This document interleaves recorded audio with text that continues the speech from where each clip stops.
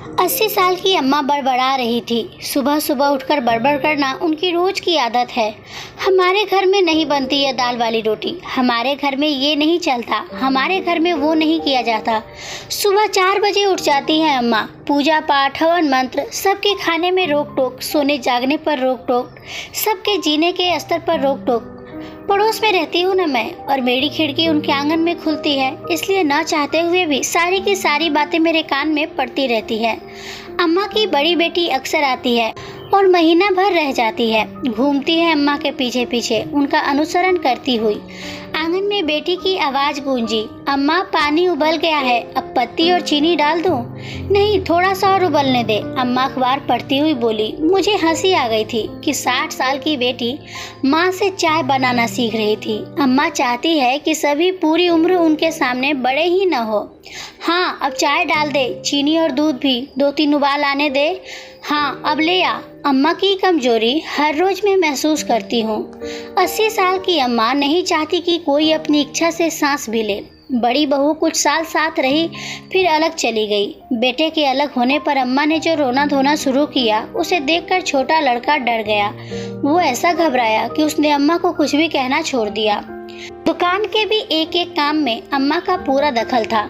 नौकर कितनी तनख्वाह लेता है, इसका पता भी छोटे लड़के को नहीं था। अम्मा ही तनख्वाह बांटती। छोटे बेटे का परिवार हुआ। बड़ी समझदार थी उसकी पत्नी, जवाई थी, अच्छे खाते पीते घर की लड़की थी, लेकिन अब 18 साल में एकदम फूहड़ गवार बनकर रह गई है। अम्मा बेटी के साथ बैठकर चुहल करती तो मेरा मन उबलने लगता। गुस्सा आता है मुझे कि कैसी औरत है ये। कभी उनके घर जाकर तो देखो, रसोई में वही टीन के डब्बे लगे हैं जिन पर तेल और धुएं की मोटी परत चढ़ चुकी है। बहू की क्या मजाल जो नए सुंदर डब्बे लाकर रसोई में सजा ले और उनमें दालें मसाले डाल ले। मर्जी अम्मा की और फुहरता का लेबल बहू के माथे पर। बड़ी बेटी जो दिन रात माँ का अहम संतुष्ट करती है, जिसका अपना घर हर सुख सुविधा से भरा पूरा है, जो माइक्रोवेव के बिना खाना ही गर्म नहीं कर सकती, वो क्या अपनी माँ को समझा नहीं सकती? मगर नहीं, पता नहीं कैसा मोह है इस बेटी का कि माँ का दिल न दुखे, चाहे हजारों दिल दिन रात कुढ़ते रहे। मेरे घर में 3 रोटियां खाने का रिवाज नहीं। अम्मा ने बहू के आते ही घर के नियम उसके कान में डाल दिए थे। जब अम्मा ने देखा कि बहू ने चौथी रोटी पर भी हाथ डाल दिया, तो बच्चों को नपातुला भोजन परोसने वाली अम्मा कहाँ सह लेती कि बहू हर रोज एक एक रोटी ज्यादा खा जाती। छोटा लड़का माँ को खुश करता करता ही बीमार रहने लगा था। सुबह से शाम तक दुकान पर काम करता और पेट में डलती गिन कर पतली पतली 5 रोटियां, जो उसके पूरे दिन का राशन थी। बाजार से कुछ खरीद कर इस डर से नहीं खाता कि नौकरों से पता चलने के बाद अम्मा घर में महाभारत मचा देगी। किसी ने जादू टोना कर दिया है हमारे घर पर। बेटा बीमार पड़ा तो अम्मा यह कहते हुए गंदे तावीजों में ऐसी पड़ी कि अड़ोसी पड़ोसी सभी उनको दुश्मन नजर आने लगे, जिनमें सबसे ऊपर मेरा नाम आता था। अम्मा का पूरा दिन हवन मंत्र में बीतता है और जादू टोने पर भी उनका उतना ही विश्वास था। पूरा दिन परिवार का खून जलाने वाली अम्मा को स्वर्ग चाहिए, चाहे जीते जी आसपास नरक बन जाए। छोटा बेटा इलाज के चक्कर में कई बार दिल्ली गया था। सांस अधिक फूलने लगी थी, इसलिए इन दिनों वो घर पर ही था। एक सुबह वो चल बसा। हम सब भागकर उनके घर जमा हुए तो मेरी सूरत पर नजर पड़ते ही अम्मा ने चीखना चिल्लाना शुरू किया। हाय, तू मेरा बेटा खा गई, तूने जादू टोने किए, देख मेरा बच्चा चला गया। अवाक रह गई मैं। सभी मेरा मुंह देखने लगे। ऐसा दर्दनाक मंजर और उस पर मुझ पर ऐसा आरोप। मुझे भला क्या चाहिए था माँ, जो मैं जादू टोना करती? अरे बड़की बहू तेरी बड़ी सगी है ना, सारा छोटा ना ले जाए इसलिए उसने तेरे हाथ जादू टोने भेज दिए।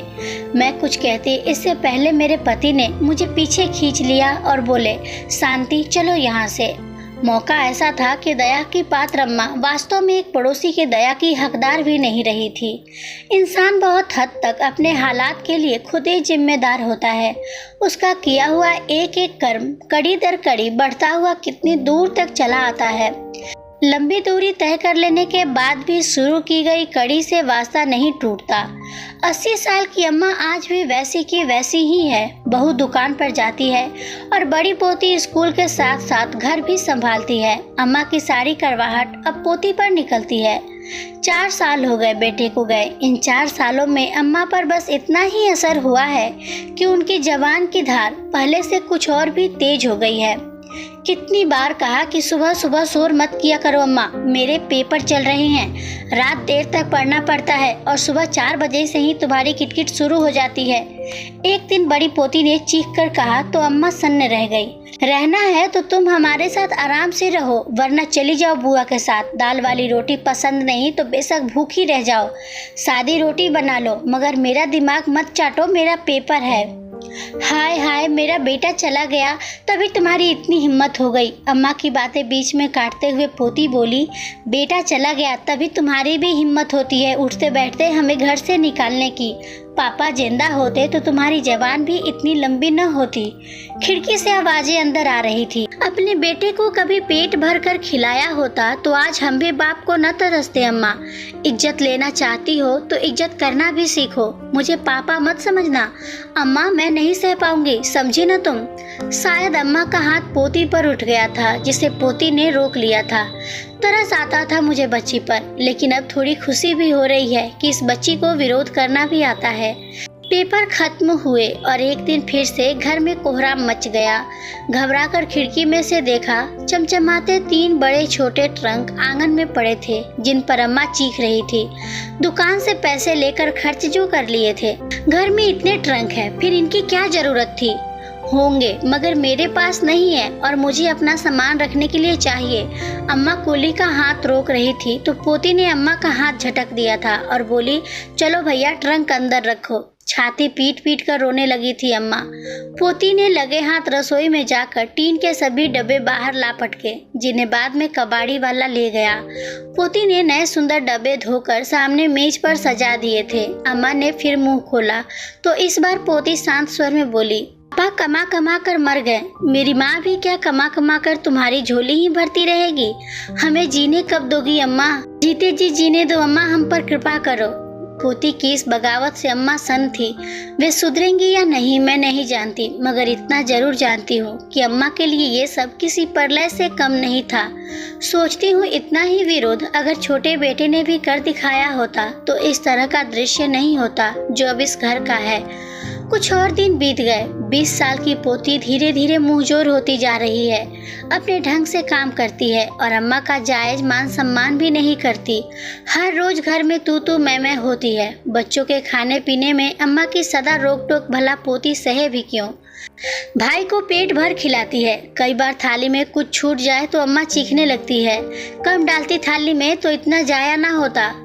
तुम मेरे भाई की रोटियां मत गिना करो अम्मा, बढ़ता बच्चा है, कभी भूख ज्यादा भी लग जाती है। तुम्हारी तरह मैं पेट नाप नाप कर खाना नहीं बना सकती। मैं पेट नाप कर खाना बनाती हूँ। अम्मा चीखी, क्या तुम्हें नहीं पता घर में तुम्ही ने 2 रोटी का नियम बना रखा है ना? और पेट नाप कर बनाना किसे कहते हैं? तुम्हारी वजह से मेरा बाप मर गया, सांस भी नहीं लेने देती थी तुम उन्हें। घूट घूट कर मर गया मेरा बाप। अब हमें तो जीने दो। इंसान दिन रात रोटी के लिए खटता मरता है, हमें तो भरपेट खाने दो। अम्मा अब पगलाई सी है। सारा राजपाट अब पोती ने छीन लिया है। जरा सी बच्ची एक गृह स्वामिनी बन गई है। रोती रहती है अब अम्मा। सभी को दुश्मन बना चुकी है। कोई उनसे बात नहीं करना चाहता। पोती को कोसना घटता नहीं। अपनी भूल वो आज भी नहीं मानती। 80 साल जी चुकने के बाद भी उन्हें बैराग नहीं सूझता।